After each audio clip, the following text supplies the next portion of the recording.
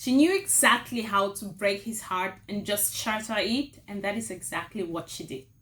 What is up, guys? Hope you're having a good day today, and welcome back to the channel. I'm G. I like to do true crime videos. I release a new video pretty much every day, or at least every other day.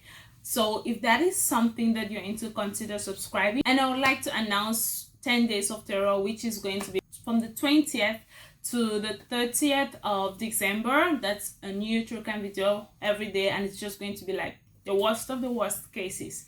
So if you like to see that, hit that subscribe button and turn on post notifications. Today we are going to talk about the Sheets family murder. So we're going to talk about the family being killed. If that's something that triggers you, please check the previous video. I'd just like to say all the stuff I say in this video is stuff I've read on the internet, and I'm compiling it into one video, and I mean no disrespect to whosoever is mentioned. Christy Sheets was born on the 2nd of May 1974 in Alabama, and that's where she went to school and was raised predominantly by her grandfather, and she absolutely adored him. Her LinkedIn page showed that she was a manager at a tattoo parlor, but her former employer did not like that because she was misrepresenting the company by saying she was a manager, whereas she was more like a receptionist, and he asked her to take that down or update it to the correct position that she is, but she just ignored him, and he ended up having to fire her in 2015, just 5 months after she started working there. Over the years, Christy had other jobs like a hairstylist, marketing assistant, executive assistant, and she actually had her own business, Peaches and Pink Pickles. I have no idea what the business was really about. Christy met and married this guy, Jason Sheets, who was born on the 24th of June 1971, and he had graduated with a bachelor's degree in mathematics and was an IT consultant at Oxy, and they had two beautiful daughters. The first was Taylor, who was 22 years old, and she was born in Alabama as well. Taylor had graduated her university with honors, and she absolutely loved working with kids. So she had taken a day job at a pre-K, and she taught 3 and 4-year-olds, and she absolutely loved them. She was also into art, so she had decorated most of the school with her artwork, and she was working to become like a professional artist. In the evenings, she worked as a nanny and looked after kids. That's a lot of time spent with kids, showing how much she absolutely loved them. She was also very excited because she was going to be getting married to her long-term boyfriend. They've been together for 5 years. She was going to be marrying Sebastian on the 27th of June 2016. Sadly, that wedding would never ever occur. Their second daughter was Madison, who was 17 years old and was going to be starting her first year of high school the following fall, but that as well never happened. Madison also loved kids so much, and she was said to have been babysitting since she was 14, and just like her sister, she was really into art and she was very good at it. The family moved to a suburban town west of Houston, Texas, where they were living together and happy until 2012 when Christy's grandfather died. This hit her so hard, and Christy would never be the same again. Like I mentioned before, Christy had been raised predominantly by her grandfather, and they were super close. She had actually gone and visited him a month before he actually passed away, and they just spent a good time, and I think it was his birthday, and she really had a good time with him. And so when he passed, it just broke her heart completely. Most of her Facebook posts just talked about how she was depressed and trying to recover from it, and how hard it was living without him and stuff like that. A couple of months after that, Christy's mom passed away as well, and of course she was hurt, but not as hit as the passing of her grandfather, because she just posted one post about her mom, and later on her Facebook post showed that she was still really affected by the loss of her grandfather.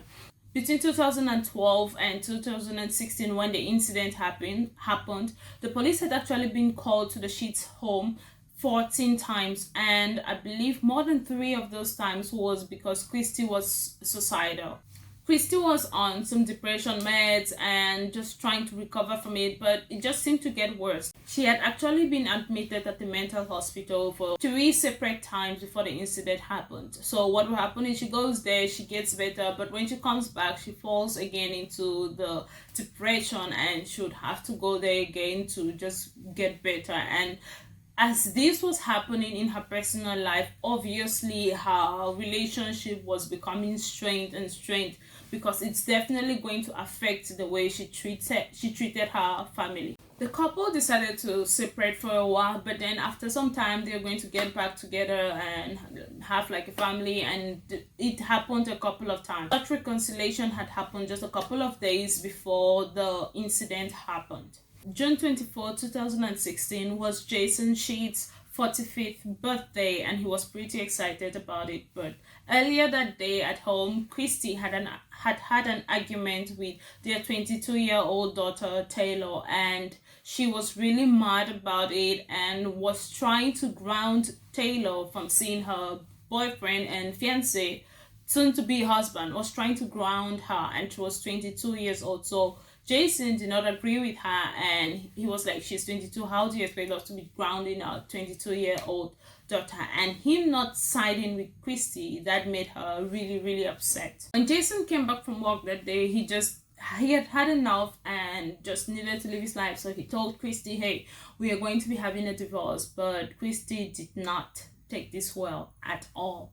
So later that day at about 5 p.m, she calls the entire family, and she's just sitting on the couch. She calls her family there, and Jason is thinking, okay, maybe she's ready for it, and so she wants to break the news to their 2 daughters. Christy sat there and demanded for an apology, but Jason had had enough, and like he said when he told her about the divorce, that was the last birthday she was going to ruin, and indeed it was. He actually said in an interview that the day her grandfather died, he lost his wife as well, because that's when Christy got into a depression, drinking a lot, and all of this happened. So as Jason refused to give Christy the apology that she wanted, because he was just going to sink them back into whatever they were, and that's not what he wanted, she pulled out a shotgun from below the couch that she was sitting on, and the whole family just stood there in tears, and they're like begging. Jason told Christy, like, just shoot yourself. Like, she had already tried to commit suicide more than 3 times before, so just shoot yourself. And Christy said, no, that's not what this is about. That's what she literally said to him, and I called, no, that's not what this is about. This is about punishing you. And so Jason began to beg, like, she should not point the gun at the kids. Jason begged her several times that he was ready to do whatever she wanted him to do, but she should just put the gun away. And her response was, shut up, stop talking, it's too late. She turned again, pointed the gun at their daughters, and shot Taylor on the neck and Madison on the back. Jason struggled and was able to make it round the chair, and struggled to get the girls to run away and go outside. And she fired 3 more times, and the bullet just touched the walls and missed them. While outside, Taylor collapsed just by the road, and she died almost instantly due to the gunshot wound that was already on her neck, while Madison collapsed somewhere on the lawn because she was also injured. Now, Jason ran to the 911 and tried to get them to call the police, and the 911 calls are just really horrible. Yeah, they're horrible to listen to. The following are the 911 calls the police received to the Sheets family home that day. I promise you, please forgive me, I'm sorry. Please don't shoot. Please don't point that gun at us. I promise you whatever you want. Then the mad mom's chilling voice can be heard cutting through the chaos. She knows exactly what she's doing. She's methodically doing it. She had a plan, she carried it out, and probably did that knowing that she wasn't going to survive. A neighbor also called 911, describing the calculating way Christy Sheets shot her daughters as they ran into the street to escape. The cold-hearted mom even went back inside to reload. She's going inside the house now. Hopefully he's not getting any more bullets, because she looks like she's going to look for more bullets. Okay. All right, stay on the line. She's coming back again. Apparently she has bullets now. Okay, stay on the line. Oh, he shot her again. She shot her again. You shot her again? Yes. From the back. She's trying to run. I can hear bullets. And she's laying down on the floor now. I'm so sorry you had to see that, sir. I'm sorry you had to see that. As Madison tried to run away, Christy tried shooting her again, but she had run out of bullets, so she went back into the house. And actually, yeah, she went back to reload to come kill her daughters. She went back and reloaded, and when she came back, she fired one more bullet to Madison when she collapsed and was not able to move again. After shooting Madison for the third time, Christy appeared to want to go and shoot Taylor again, who had actually already died, but the police had already arrived at this point due to the 911 call that the neighbors made and some calls that the daughters had actually made themselves. The police asked her to drop her weapon, and when she refused, she was gunned down, and that's how Christy died herself. During all of this, Christy had ample time and space and bullets to kill Jason, but she actually chose not to. And remember, she had said this was about punishing him, which is exactly what she did.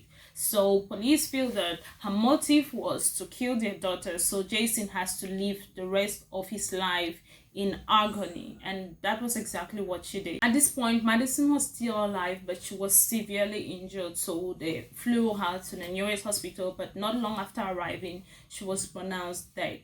Jason was actually unharmed physically, but he was just in shock as to what had just happened, so he was taken to the hospital as well. Jason stated that Christy knew exactly how much he loved his daughters and how much his daughters loved him, and that is what she used against him. But he has some comfort in the fact that his daughters knew how much their daddy loved them, and he later on buried his two daughters, and he did not claim the body of Christy, which is understandable, obviously. So one of her family members probably claimed her, and she was buried in a private ceremony. And Jason later on moved from there back to Alabama after the incident.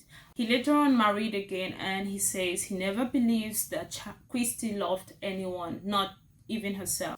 The gun used to kill her two daughters was a shotgun from her grandfather, who had given her to protect herself and her two daughters, and I'm pretty sure he would not approve of how she had used that gun. Spousal revenge is one of the main reasons mom killed their kids, but the warning signs were not that visible, especially because they would not really have a custody battle if they were to separate, given that their kids were almost adults. So the warning signs were really not that visible, except for the fact that she had suicidal thoughts, which is one of the warning signs. But this case was just really hard to do, given that it's mommy dearest, mommy who is supposed to be your everything. But yeah, so that was it for me, guys. Let me know what you think in the comments, and see you guys tomorrow with another video just like this. Stay safe and remain blessed. I'm going to leave you guys with this last quote that Jason used when he buried his daughters. If you love someone, go tell them you love them and give them a hug, because you never know, that might be the last time. See you guys tomorrow.